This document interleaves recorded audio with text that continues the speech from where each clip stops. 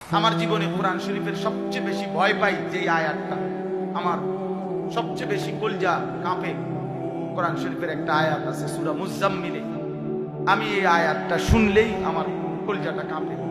আল্লাহ তাআলা বলেন, ফাকাইফা তাত্তাকুনা ইন কাফারতুম ইয়াওমান ইয়াজআলুল বিলদানা শিবা।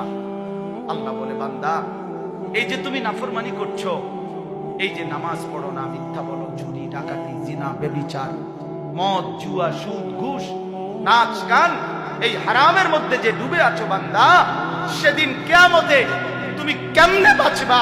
ইয়াউমান ইয়াজআলুল বিলদানা শিবা, যেই দিনের একদিনের কষ্ট পেরেশানি, খোদার কসম আল্লাহ বলে, বান্দা, কোলের বাচ্চা বুড়া হয়ে যাবে, বুড়া হয়ে যাবে, বুড়া।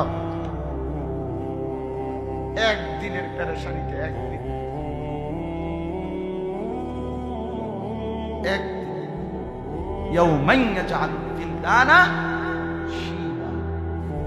একদিনের পেরেশানিতে কোলের বাচ্চা বুড়া হয়ে যাবে।